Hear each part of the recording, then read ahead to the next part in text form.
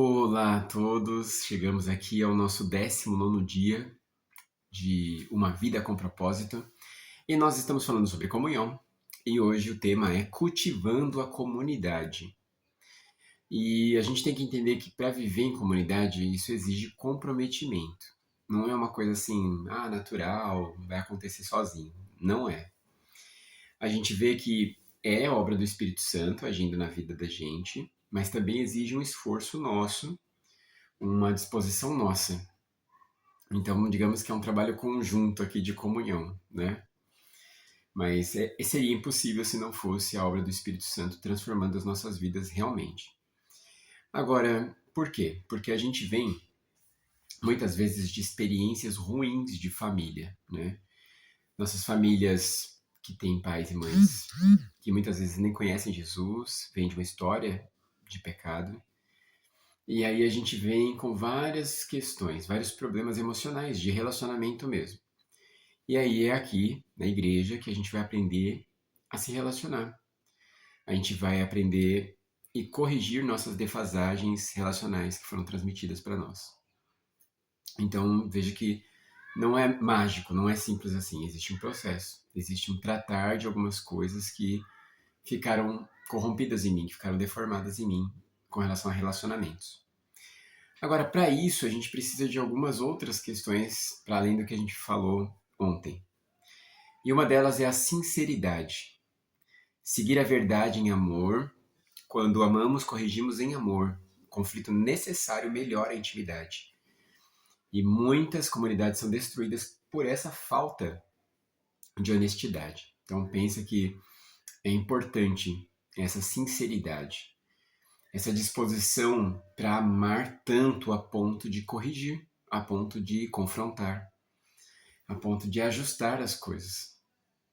Então é necessário, percebendo que um irmão está errando, que um irmão está em pecado, é necessário, com amor, chegar nesse irmão e falar: amigão, isso aqui não está dando certo. Se você continuar, vai dar ruim, né? Como os adolescentes falam. Então precisa mudar, precisa melhorar, precisa tomar cuidado. E é necessário. Conflitos necessários melhoram a intimidade, né? Então quando há esse diálogo, essa conversa, quando um sabe que é por amor, né? Os dois sabem que é por amor, então a coisa funciona. E a gente tem o exemplo de 1 Coríntios 5, né, que quando Paulo exorta a igreja aos coríntios sobre a presença de um camarada lá que estava fazendo tudo errado e ninguém corrigia ele. E ele falando: vocês precisam corrigir, né?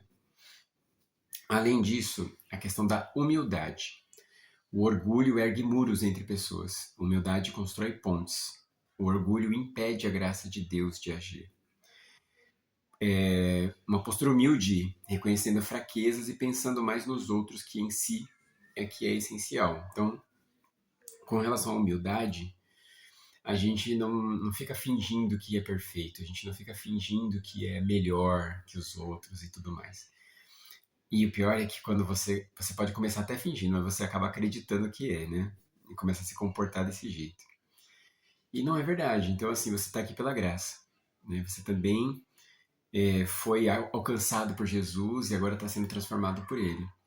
Então é muito saudável reconhecer suas fraquezas, reconhecer sua história, para conseguir acolher os outros com graça.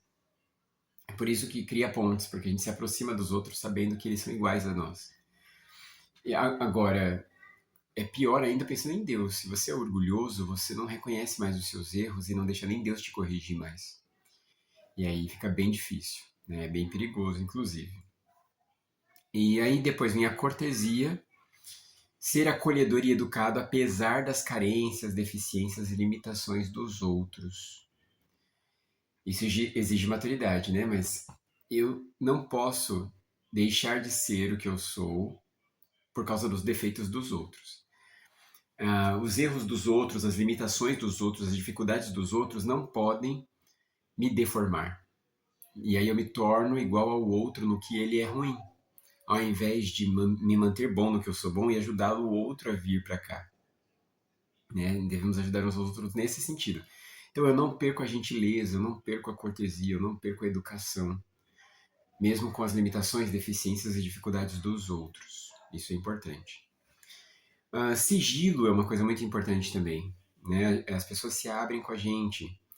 E o sigilo é esse respeito à história do outro, é saber acolher e guardar, né? Não usar a história do outro de forma banalizada, né? O inimigo do sigilo é a fofoca, ficar espalhando as histórias dos outros. A história de cada um de nós é sagrada, né? Deve ser acolhida com amor para ajudar o próximo. E por último, a constância, né? Esse convívio constante e real é necessário para a saúde espiritual. Mas um convívio mesmo, né? Não é aquela coisa assim, a gente só tá junto para ouvir uma única pessoa falar no culto de domingo. Não, a gente tem outros tempos juntos, outros momentos juntos, né? O pequeno grupo é muito bom nesse sentido. Há momentos em que a gente visita um ao outro para orar junto, para conversar, para se conhecer. Outros momentos, né? Então a gente falou de 9 características para uma comunhão bíblica. Ontem a gente falou de autenticidade, compartilhar os verdadeiros sentimentos. A gente falou de reciprocidade, de incentivar uns aos outros a continuar a caminhada. A gente falou de compaixão, né, nesse apoio uns aos outros. A gente falou de misericórdia, de perdoar uns aos outros. E hoje, de sinceridade, humildade, cortesia, sigilo e constância. Então, olha quanta coisa envolve a comunhão, quantos aspectos envolve uma comunhão verdadeira.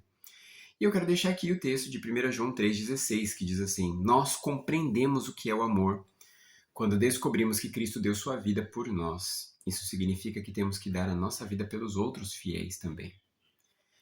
E aí a pergunta que fica hoje é: como eu poderia hoje ajudar meu grupo, minha igreja, a desenvolver as características de uma comunidade verdadeira?